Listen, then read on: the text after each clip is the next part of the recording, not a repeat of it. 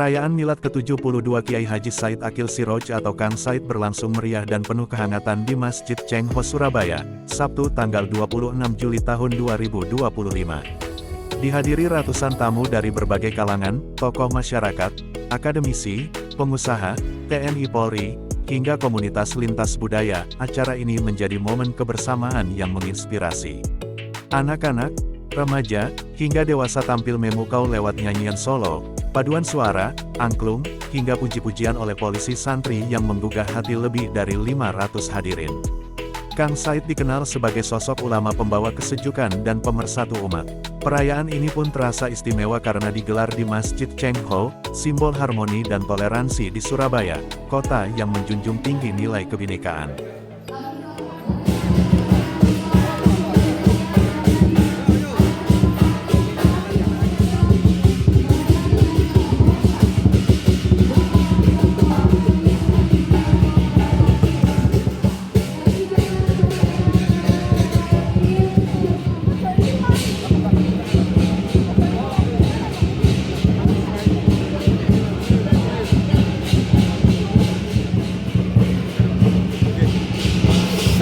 Silakan duduk.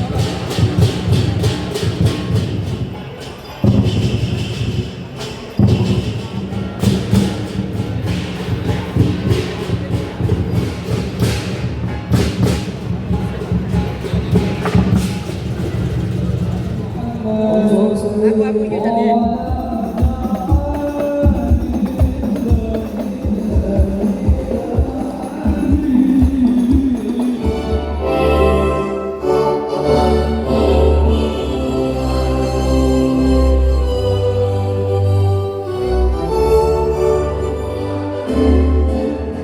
Yayasan Said Akil Siroj Center mempersembahkan Milad Profesor Dr. Kiai Haji Said Akil Siroj ke-72. Assalamualaikum warahmatullahi wabarakatuh. Silaturahmi para negarawan, aset-aset bangsa yang kita banggakan bersama. Hamdan na'inu hamdan syakirin hamdan wa hamdan mazilah. Ya Rabbana lakal hamd. Dari lubuk hati yang paling dalam, saya ingin menyampaikan bahwa acara ini adalah bukti nyata bahwa cinta, persaudaraan, dan toleransi bukan hanya sekedar slogan, tapi sesuatu yang bisa dirasakan atau dijalani, bahkan dirayakan bersama. Di tengah dunia yang seringkali terpecah belah karena perbedaan, hari ini kita semua membuktikan bahwa perbedaan bukanlah penghalang untuk duduk bersama dalam hormat dan kasih. Bapak Ibu hadirin sekalian, Kiai Haji Said Akil Siroj adalah figur besar bangsa yang tidak hanya dikenal karena ilmunya, karena saya beberapa kali, sering kali sudah bertemu dengan beliau, jadi ilmunya sangat luar biasa sekali, ya, di luar ekspektasi saya. Ternyata memang jago, ya, memang jago. Dan tapi juga karena keluasan jiwa beliau. Dalam banyak kesempatan saya melihat bagaimana beliau selalu menjadi suara kesejukan di perbedaan, menjadi jembatan di tengah keretakan, dan menjadi peneguh nilai-nilai kebangsaan yang luhur. Media partner, sahabat-sahabat muda, dan semua yang hadir dengan hadir di dalam acara ini dengan hati tulus untuk ikut merayakan hari yang bersejarah ini. Profesor Said Akil Siroj MA yang merupakan guru bangsa, yang merupakan pejuang Nusantara, yang merupakan sosok prajut toleransi di Indonesia, dan kita berikan aplaus pada beliau, Bapak Ibu semua.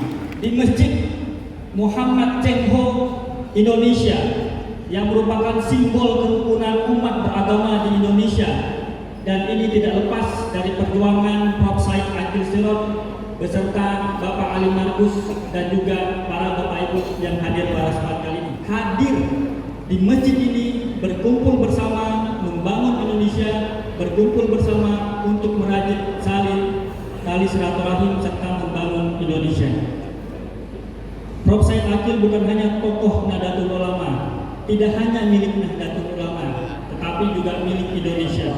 Profesor Kiai Haji Dr. Said Agil Sirot yang ke-72.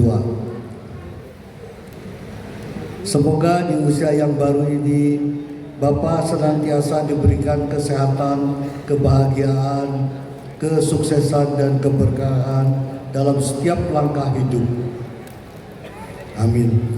Kami juga menyampaikan salam dan permohonan maaf dari Bapak Bambang Sujanto selaku pendiri dan Ketua Dewan Pembina Yayasan Muhammad Cengho dan Bapak Haji Abdullah Nurawi selaku Ketua Umum Yayasan Muhammad Cengho karena berhalangan hadir. Jadi terpaksa saya yang mewakili Pak. Namun tetap tidak mengurangi doa terbaik untuk Bapak Profesor Kiai Haji Dr.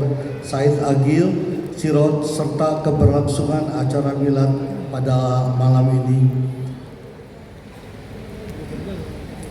Yayasan Haji Muhammad Cengho Indonesia merasa terhormat karena bisa menjadi bagian dari pelaksanaan acara milad pada malam hari ini. Momen ini sekaligus menjadi kesempatan bagi kami untuk memperkenalkan Masjid Cengho yang tidak hanya menjadi tempat ibadah Islam dan salah satu ikon wisata religi di Surabaya, namun juga sebagai pusat kegiatan sosial dan budaya serta simbol kerukunan antar etnis. Hal ini tercermin dalam arsitektur masjid yang berinspirasi dari budaya Tiongkok dan ornamen yang kaya akan nilai-nilai Islami. Masjid Cengho juga mengambil peranan dalam memberikan output positif kepada masyarakat, khususnya di Surabaya melalui kolaborasi dengan para pengusaha-pengusaha dan yayasan-yayasan lainnya untuk melaksanakan kegiatan sosial seperti bakti sosial dan santunan untuk masyarakat yang membutuhkan. Said Agil Sirot yang kami hormati, Wakil Gubernur Jawa Timur Pak Emil Dardak, yang kami hormati Pak Edwin, Pak Sony, para pejabat tinggi, Pangkotama Jawa Timur, para perwakilan negara sahabat, para hadirin yang berbahagia. Pertama-tama marilah kita panjatkan puji syukur kepada Tuhan Yang Maha Esa karena rahmat dan ridhonya sehingga kita masih diberikan kesehatan, diberikan waktu bisa berkumpul di sini dalam keadaan sehat tentunya untuk bersama-sama menyampaikan milad Kang Said 72 tahun. Tadi saya ditanya berapa umurnya Pak Ali Markus. Saya bilang saya umurnya lebih tua 20 hari dari Pak Prabowo, presidennya Indonesia, presidennya kita.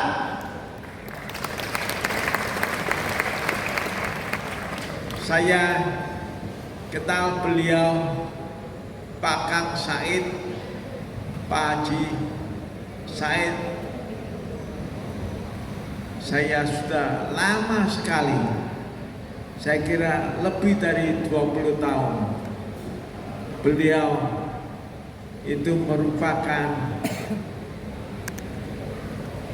negarawan, juga sebagai gurunya bisa rukun, bisa toleransi, bisa merangkul segala suku, segala agama yang berbeda, tapi bisa bersatu. Beliau adalah pimpinan Nusantara.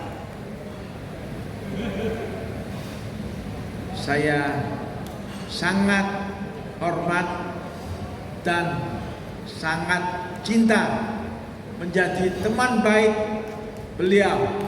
Demikianlah sambutan dari saya, Ali Markus. Wassalamualaikum warahmatullahi wabarakatuh. Akhir kata, cintailah produk-produk Indonesia. Kita sebagai warga negara, kita tidak mencintai produksinya sendiri. Siapa yang mencintai produksi kita? Dengan produksi Indonesia tentunya bisa menyerap tenaga kerja sebanyak-banyaknya mungkin.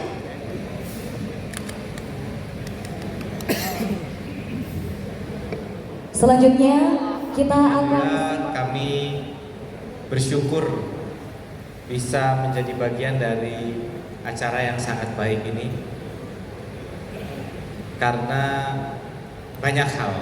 Pertama, kalau bicara sosok Yai Said, beliau sudah bukan lagi sekedar tokoh nasional tapi tokoh internasional karena ilmunya yang dimiliki seperti tadi disampaikan oleh Ketua Yayasan bahwa beliau adalah seorang intelektual Islam yang memiliki kemampuan dan pemahaman. Kalau ngomong akademik itu maksudnya filsafat keilmuannya paripurna. Kalau kita mengikuti bagaimana beliau memberikan tausiah, mengupas permasalahan, itu dalam sekali pemahamannya.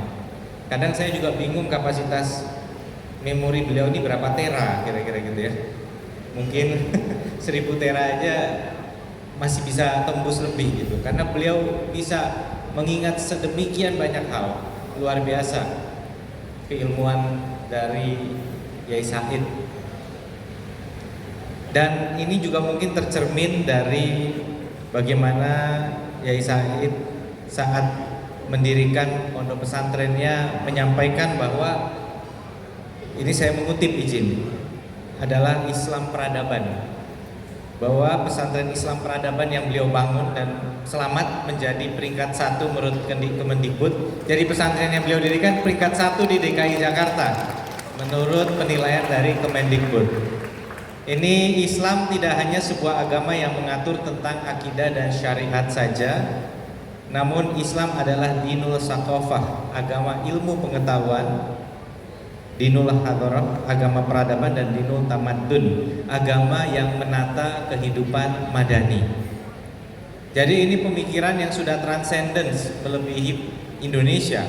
Karena pada hakikatnya memang kita di Indonesia maupun di Jawa Timur merasa bangga bahwa kita memiliki Islamic scholars yang pemikirannya bukan hanya terhadap umat, tapi terhadap tatanan kehidupan masyarakat di dunia. Apalagi di tengah banyaknya konflik dan krisis hari ini, pemikiran-pemikiran seperti inilah yang bisa merekatkan kita sebagai umat manusia yang ada di muka bumi ini. Itulah sebabnya memasuki usia 72, kami bersyukur melihat Yai justru kayaknya tambah muda ya ini. Rahasianya. Boleh tepuk tangannya dulu untuk Yai Said. Pengabdian beliau memimpin Pengurus Besar Nahdlatul Ulama ditandai juga dengan berkembangnya banyak sekali Universitas NU, Universitas Nahdlatul Ulama. Karena budaya akademis ini penting, karena salah satu yang paling menjadi pedoman bagi para akademisi adalah integritas ilmu pengetahuan.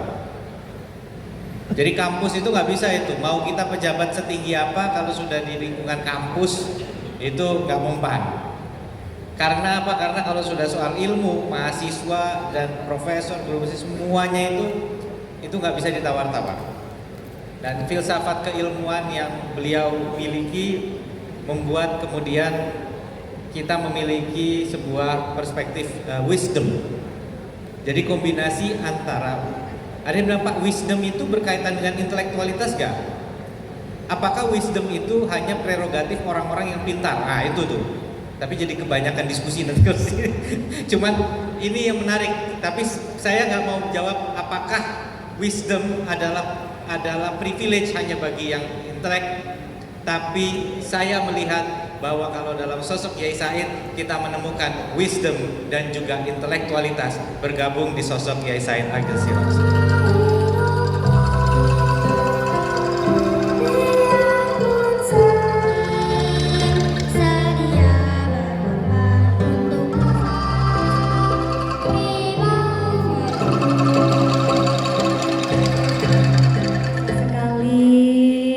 Beri tepuk tangan yang meriah untuk tim Alit Indonesia. Keren, ini Indonesia banget. Wow. Luar biasa sekali ya Kak Ferli ya. Luar biasa. Artinya sambil ya Iya. melihat dan juga menyaksikan Adik kita. dari Mega. Luar biasa. Selamat Milad ke-72 kepada Kiai Said Agil Siroj.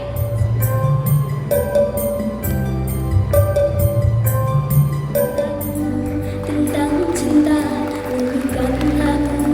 Tentang damai, nyanyikan lagu. Tentang kasih sayang, saling menghormati antar umat beragama, macam agama, bagai taman bineka tunggal ika.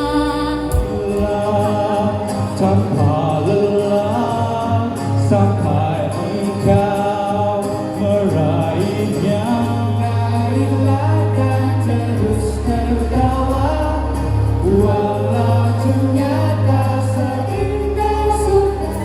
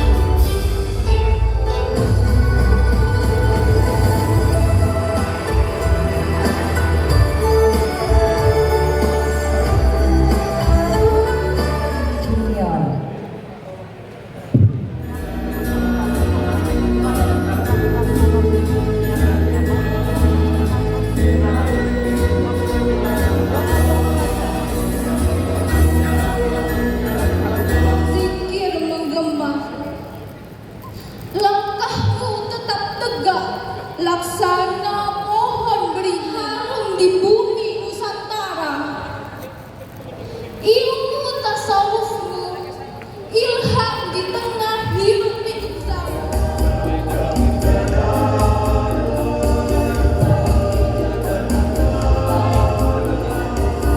Ibu ceritakan padaku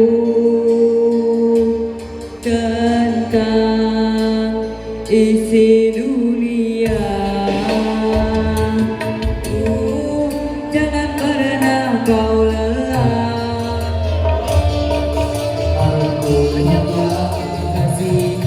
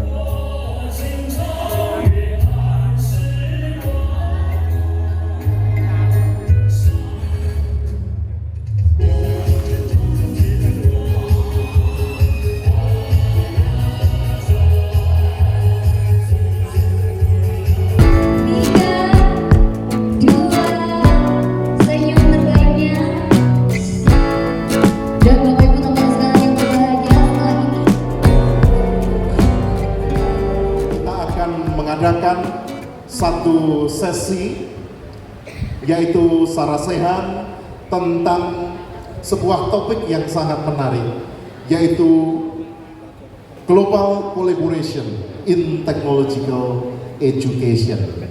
Dan langsung saja saya panggil para pemateri kita, yaitu Dr. Arif Fahrudin, Ketua Yayasan Said Agil Sirot Center. Datang dari jauh karena tinggalnya di New York, yaitu Dr. Sony Harsono Wibowo, founder dan CEO dari The Advisor LLC New York. Miladnya kita rayakan pada malam hari ini, Bapak bangsa kita, yaitu Profesor Dr. Kiai Haji Said Agil Sirot. Yang paling benar menurut pendapat saya pribadi bahwa Indonesia sebaiknya mempekerjakan konsultan asing di negara Amerika Eropa dan mempekerjakan lobby firm, saya nggak tahu bahasa Indonesianya, di negara Amerika Eropa dalam bidang teknologi, sehingga perusahaan-perusahaan teknologi raksasa dunia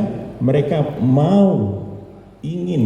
akan berinvestasi di Indonesia, bukan hanya melihat market cap-nya saja, tapi mereka juga melihat, oh ini sumber daya manusia melimpah di Indonesia, kita akan buat R&D Center di Indonesia, kita akan membuat Global Operation Technology Center di Indonesia, kita akan membuat Cyber Security and Ethical Hacking Center di Indonesia. Pak Sony menyimpulkan sebuah saran yang sangat konkret bahwa kita perlu belajar dari pihak lain, meng-hire para konsultan yang sudah berpengalaman agar Indonesia itu bisa menjadi tempat investasi, tempat research and development, dan proses ini membutuhkan sinergi, membutuhkan kolaborasi sekaligus terobosan dan percepatan. Maka harapannya Said Agil Sirot Center bisa menjawab itu. Kami atas nama keluarga besar Said Agil Sirot Center mengucapkan selamat ulang tahun yang ke-72. Ini teriring doa mata'anallah bituli hayatik.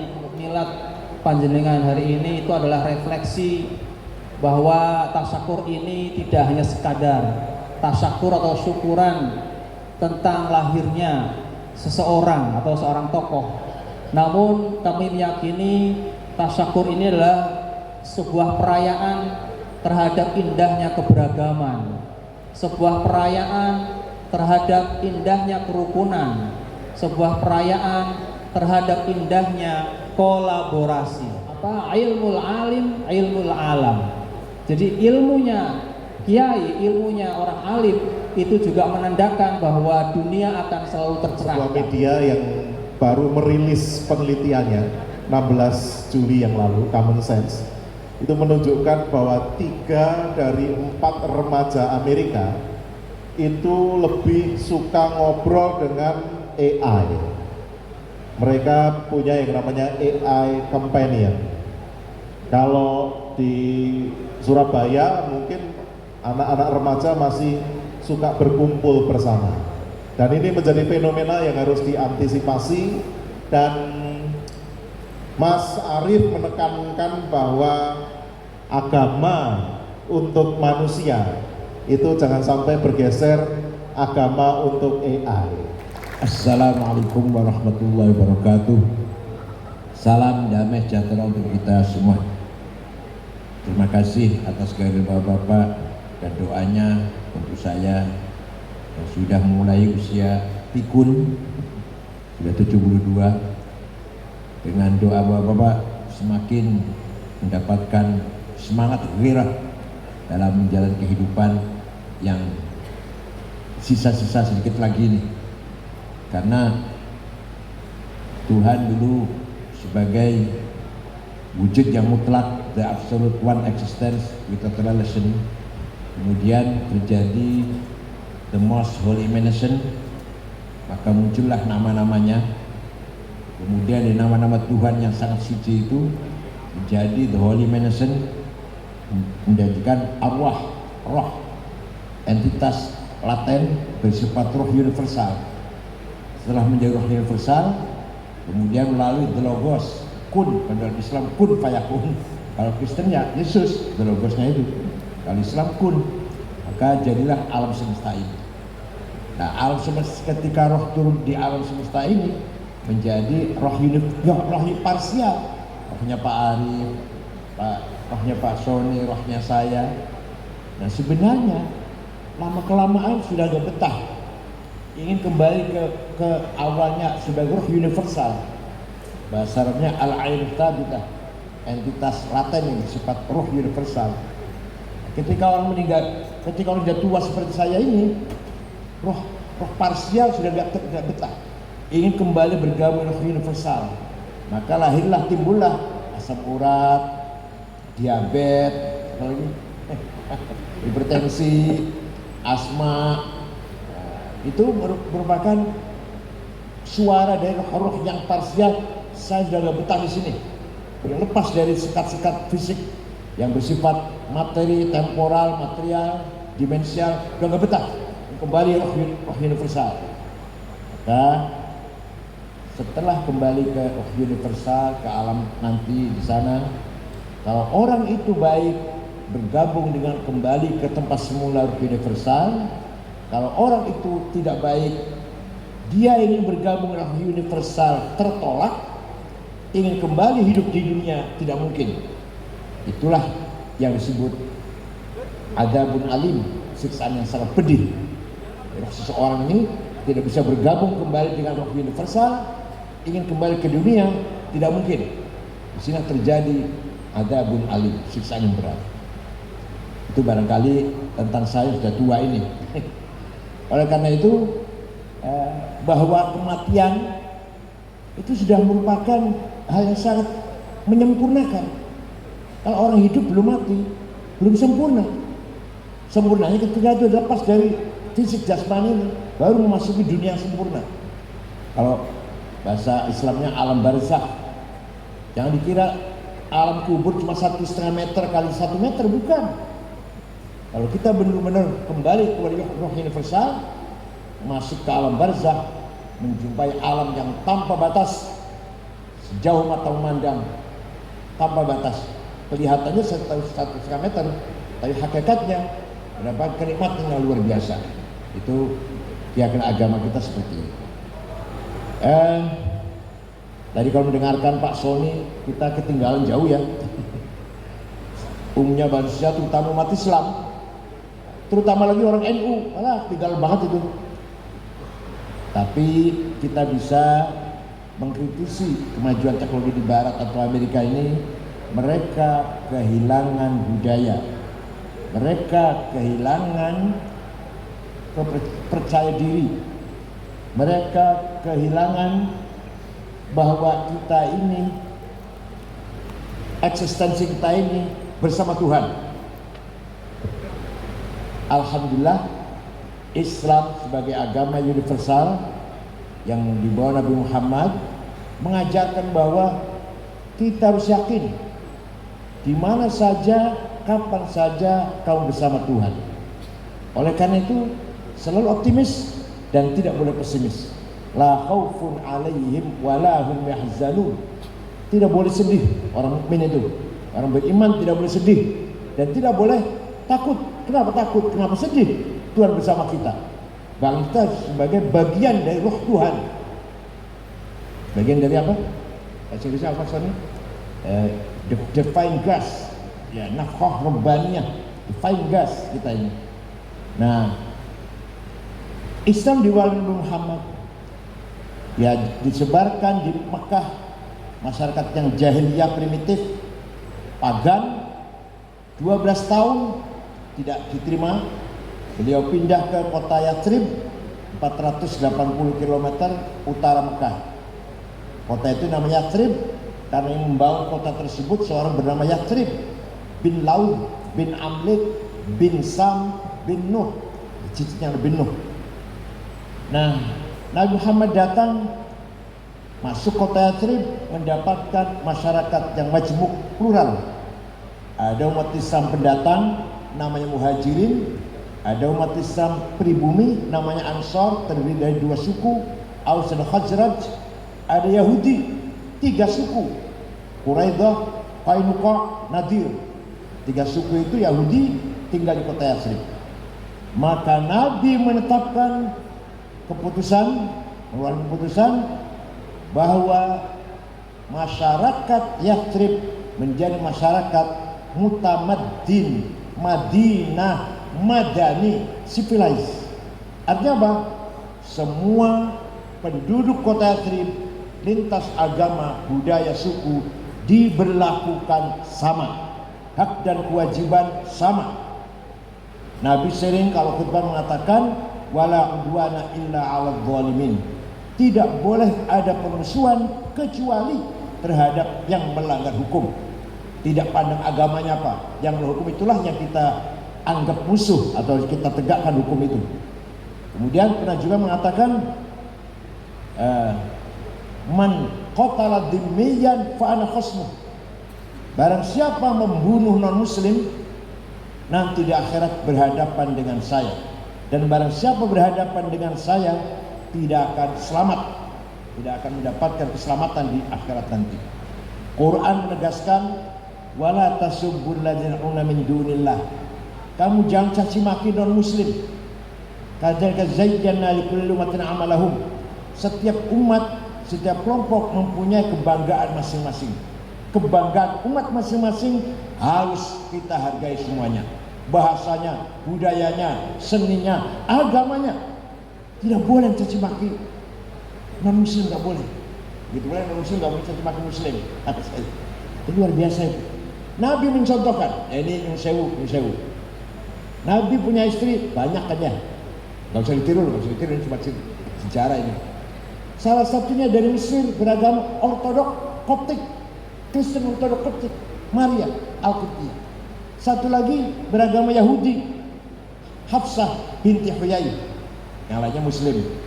Jadi apa? Sebuah petunjuk, sebuah petunjuk guiding dari Nabi bahwa itulah agama Islam sebenarnya, agama membawa perdamaian. Salam, Islam itu salam, salam, peace. Sesuai dengan nama manusia, insan, harmonis. Insan itu artinya bahasa Arab insan itu. Kata kerja, kata benda, kata kerjanya anas, adjektifnya kalau maskulin anis, feminin anisah, artinya harmonis. Itu insan. Maka agama apapun, simbol-simbol agama apapun, kalau tidak mementingkan kemanusiaan, percuma itu. Masjid mewah, kalau kanan kirinya masih banyak orang miskin. Gereja mentereng, kalau masyarakat sekitarnya masih banyak orang telanjang, bodoh, berpenyakitan, percuma semua itu. Atau wihara yang Buddha, wihara yang mewah, percuma itu kalau kanan kirinya tidak sejahtera. Maka puncaknya tujuan beragama adalah membangun insaniyah, kemanusiaan, makhluk yang diberi amanat oleh Tuhan, membangun perdamaian di muka bumi ini. Nah, maka Nabi Muhammad setelah berhasil mendapatkan konsensus penduduk Yathrib, menamakan negaranya Madinah, bukan negara Islam, bukan negara Arab. Tidak pernah Nabi Muhammad mengatakan negara Islam, tidak pernah Nabi Muhammad mengatakan negara Arab. Negara Madinah, civilized, mutamaddin, madani, kalau madani, yaitu negara yang diikat dengan kesamaan, dibangun di atas konstitusi, visi misi yang sama, bukan agama dan bukan etnik. Disitulah Nabi berhasil mendakwakan Islam di seluruh jazirah Arab, yang kemudian diteruskan oleh para sahabatnya sampai ke Persia dan tahun 1450 sampai ke Romawi dan Afrika Utara. Kemudian datanglah ke Nusantara ini dibawa oleh para wali 9 yang mendatangkan agama Islam, jauh dari kekerasan, jauh dari peperangan, jauh dari kebencian. Wali Songo terkenal membangun budaya peradaban, pendekatan budaya peradaban sambil dakwah Islam. Muhammad Cheng Ho datang ke Indonesia ini membawa agama juga untuk mengamankan laut dari perampok, dan juga misi perdagangan dan misi dinasti Ming waktu itu, kaisar namanya Yaoleng, kaisar namanya. Itu memperkenalkan kebesaran Cina ke seluruh dunia, antara ke Indonesia, ke Nusantara ini. Sama sekali tidak menggunakan kekerasan. Malah beliau datang ke Cirebon, Gunung Jati, jumpa dengan Sunan Gunung Jati. Rombongannya masih ada yang Konghucu, ada yang Muslim dan ada yang Konghucu. Yang Konghucu diberi istirahat di Gunung Talang, sampai sekarang ada daerah namanya Gunung Talang, kota Cirebon. Dan yang Muslim di Gunung Jati atau Gunung Sembung, yang sekarang ada kuburannya Sunan Gunung Jati. Kemudian perkuat Sunan Gunung Jati juga nikah dengan orang Cina, namanya Ong Tin. Setelah nikah Ong Tin, Nyai tua cemburu, maka Ong Tin yang Cina itu diungsikan, dipindah ke selatan 30 km. Punya anak cucu kuning-kuning, kalau disebut Kabupaten Kuningan. Itu berasal dari, karena cucunya Om Tin kuning-kuning, maka disebut Kuningan. Walhasil, dan putra-putrinya menyebarkan agama Islam di daerah Parahyangan, yaitu pada daerah Sunda. Walhasil, Islam datang di Jawa ini, Nusantara ini, membawa peradaban, membawa kebudayaan, nilai-nilai keadilan, kejujuran, ketulusan, keikhlasan, pedagang-pedagang Islam baik dari Cina maupun dari Persia berdagang dengan jujur. Itulah, tanpa dakwah, tanpa pidato, tanpa ceramah, orang Jawa berbondong-bondong masuk Islam, hanya akan menunjukkan kepribadian yang unggul ini. Maka teknologi barat yang maju ini kurangnya adalah budaya, kurangnya adalah akhlak, kurangnya adalah sisi spiritual. Kemajuan apapun harus diinjeksi dengan spiritual. Kemajuan apapun, teknologi, bahkan yang katanya perjuangan demi rakyat, demi bangsa, harus diinjeksi dengan spiritual, harus spiritual.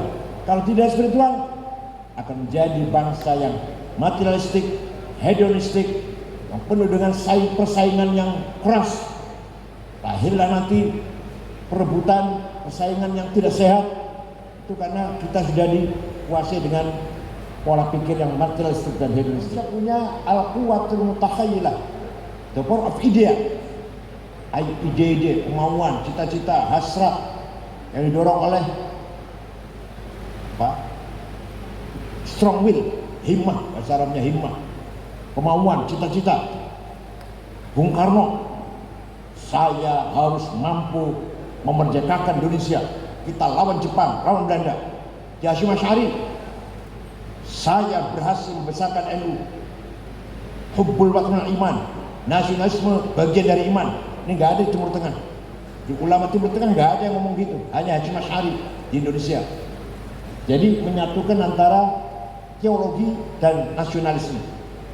Anda nasionalis harus beragama, Anda beragama harus nasionalis.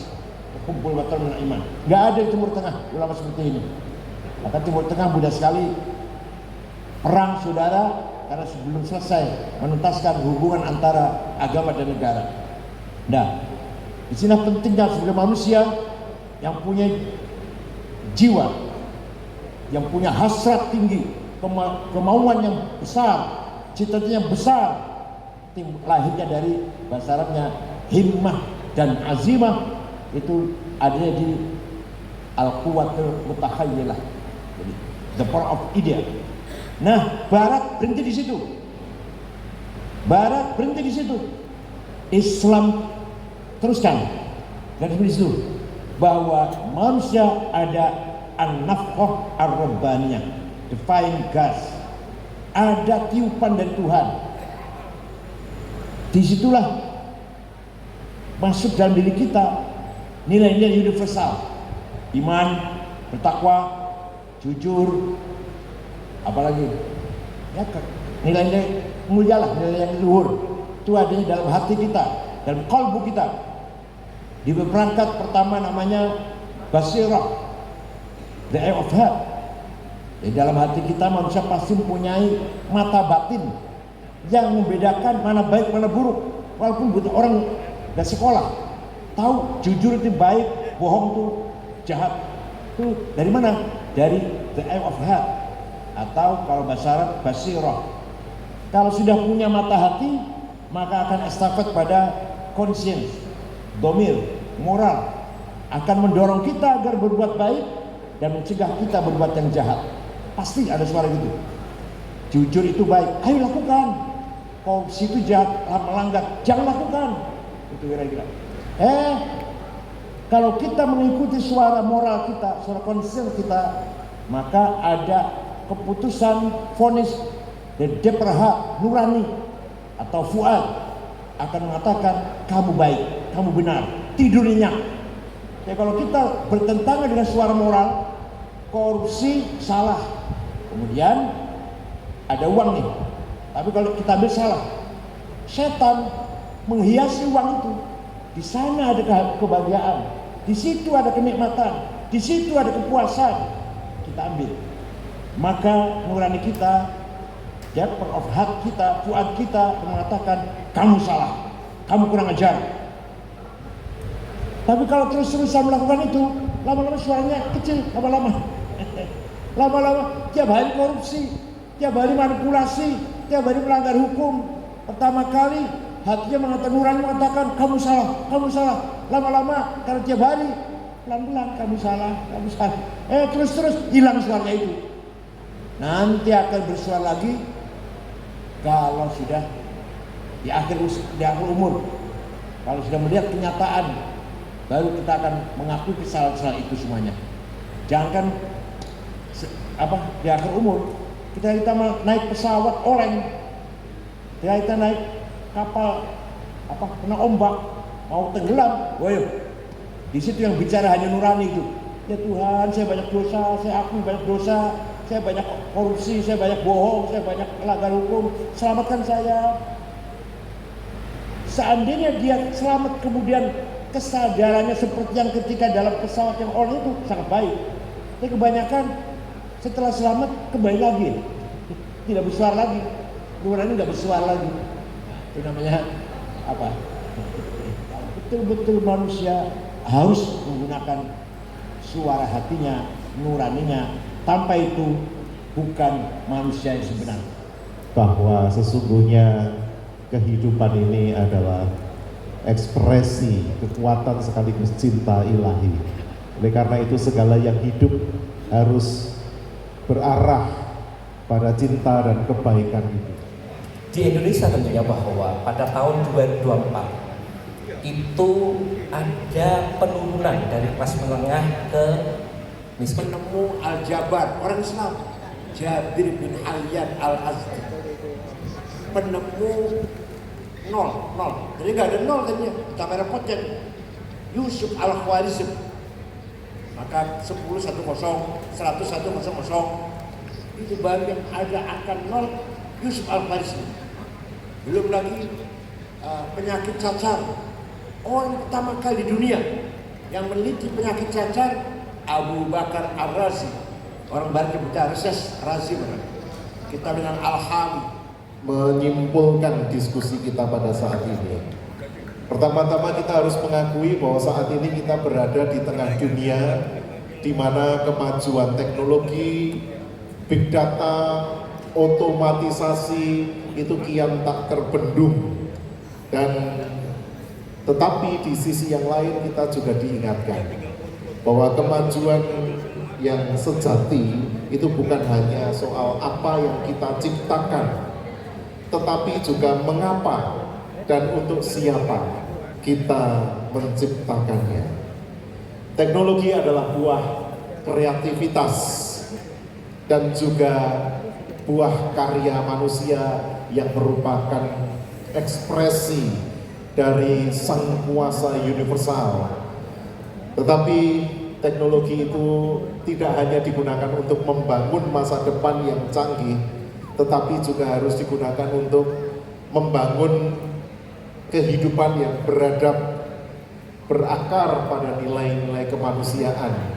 Dan kita ditegaskan tadi oleh Abuya bahwa tidak ada sesuatu pun yang baru di bawah matahari. Apa yang nampaknya sangat maju pada saat ini ternyata 1500 tahun yang lalu itu telah dituliskan di dalam Al-Quran atau mungkin dalam kitab-kitab yang Bapak Ibu percayai, bahwa nothing new. Yang selalu menjadi tantangan kita adalah kita harus terus melangkah bersama, berkolaborasi. Para teolog, ulama, ilmuwan, pendidik, inovator perlu bersama-sama untuk pendetor merancang teknologi yang tidak hanya cerdas tetapi juga bijaksana, teknologi yang mendekatkan bukan yang memecah, teknologi yang mengangkat kesetaraan yang merupakan spirit masyarakat madani, bukan teknologi yang kapitalistik, teknologi yang membebaskan bukan yang memperbudak, teknologi yang memperkuat martabat manusia bukan yang menghapusnya. Oleh karena itu mari kita lanjutkan kolaborasi kita dengan terus bersama-sama mengedepankan niat baik dan semangat.